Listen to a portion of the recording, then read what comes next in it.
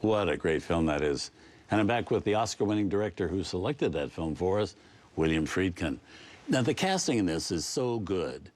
When you really see our great films, the ones that really last and everything, and you talk about Steve McQueen in Bullitt and Bogart in this movie and John Huston in this movie and stuff, they'd be so different if other actors did them. It didn't mean they wouldn't be good, but they wouldn't quite have the brilliance that they have in this.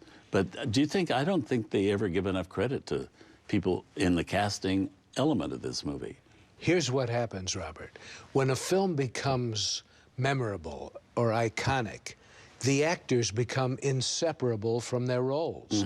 You can't imagine anyone else in Treasure of Sierra Madre, in any of the other parts. Presumably other people could have played them and played them very well.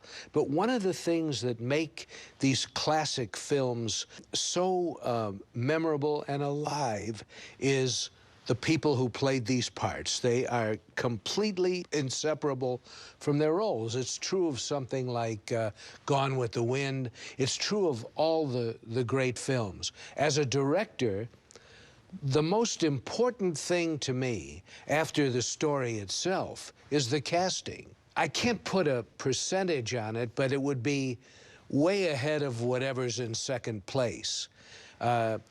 Casting is vital.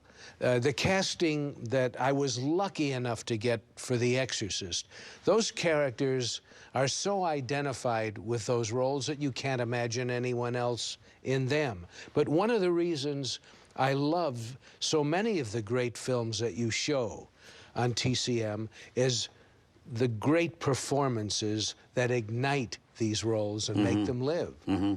Now, when you were casting The French Connection, for instance, did you already have those people pretty much in mind that you went after for that movie? No, I didn't have Hackman in mind at all. Really? My first choice was Jackie Gleason. Really? And the studio wouldn't go with him. He's the guy I wanted because he most resembled, he most looked like and sounded like the actual cop, Eddie Egan. And Hackman was my last choice. He turned out to be a gift from the movie god. Right. He was so great. But I never saw him originally in that role, nor Fernando Rey. I wanted someone else. Wow. Who wasn't available. Because he was great, too. But again, they became identified with these roles and will probably be remembered for those pictures and, of course, others. So, moving on, don't go away. We have another film coming up selected by William Friedkin as this month's guest programmer.